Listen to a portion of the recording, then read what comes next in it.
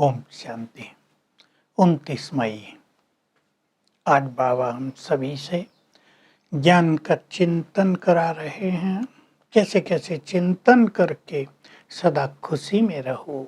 और कह रहे हैं, बच्चे मैं प्यार का सागर हूँ, तुम्हें कितना प्यार देता हूँ।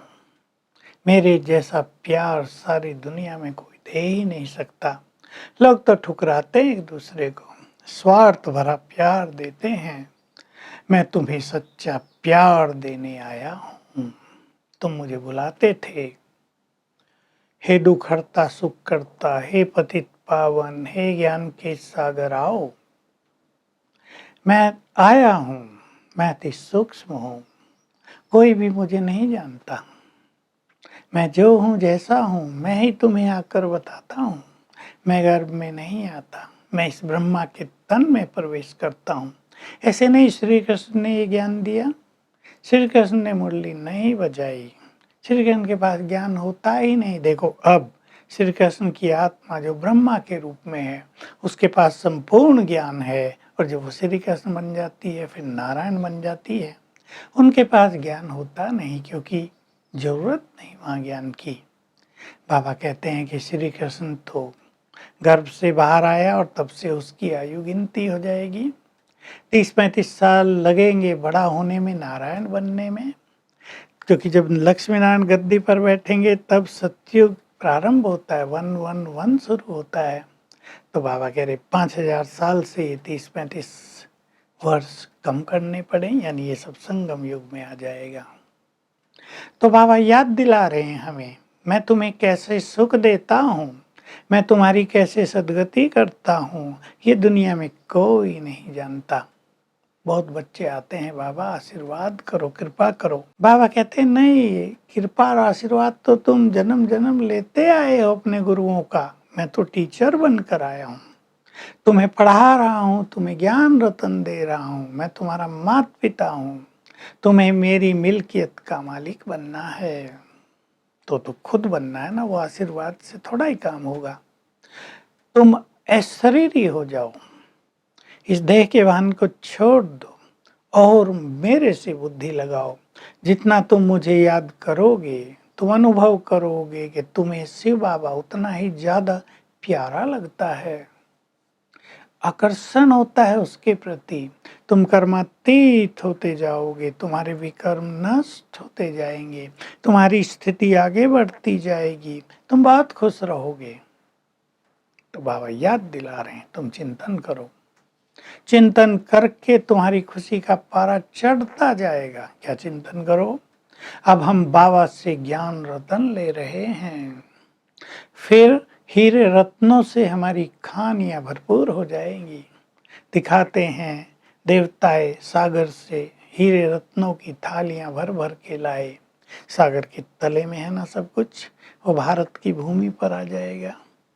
बाबा याद दिला रहे यहाँ हीरो का, जवाहरात का कितना वैल्यू है। वहाँ तो ये ऐसे ही पड़े होंगे। सोने की कितनी कीमत है, वहाँ तो सोने की ईंटों से तुम महल बनाओगे, इतनी भरपूर तुम्हारी खानियां हो जाएंगी। तो अब ज्ञान रत्नों से भरपूर बनो, फिर स्वर्ग में इन सब से माला माल हो जाओगे। ये सब याद करो, चिंतन करो, स्वर्ग को देखते रहो सामने। अब हमारा ब्राह्मण कुल है, ये बहुत बड़ा कुल है। अब हम यहाँ से विजयी होकर सतयुग में जाएंगे, देव कुल में।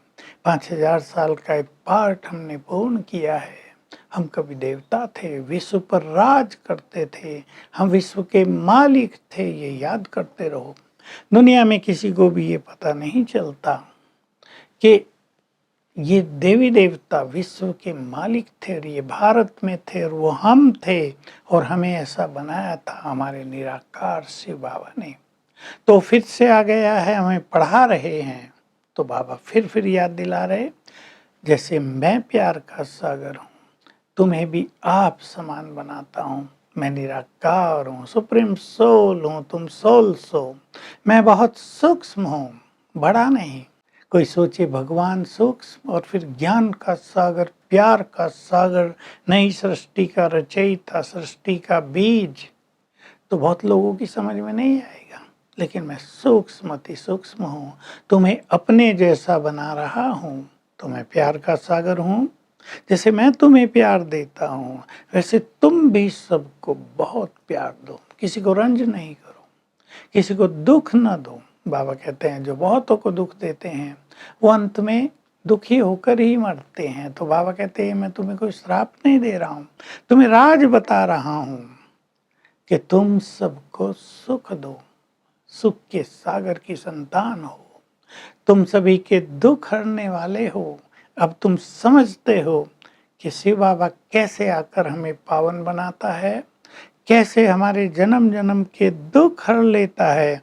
ये ज्ञान तुम्हें स्पष्ट हो गया है।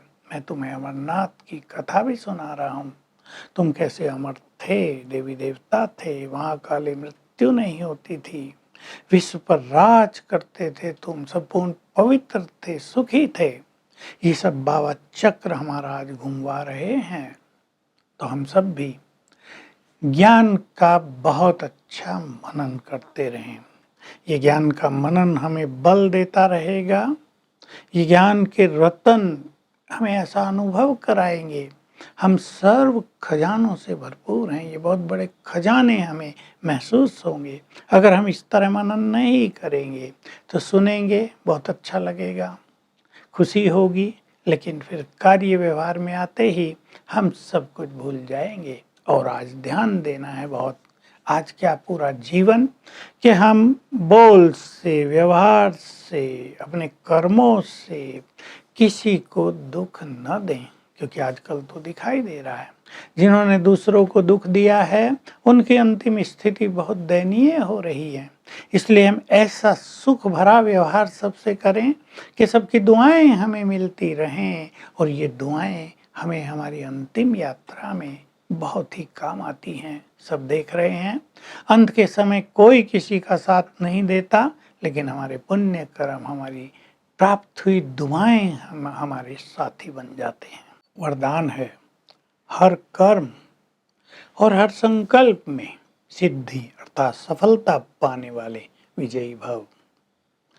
हमें संकल्पों की सिद्धि चाहिए तो दो चीजें बताई गई, व्यर्थ संकल्प पूरी तरह समाप्त हो जाएं और मन में समर्थ संकल्पों की रचना होती रहे।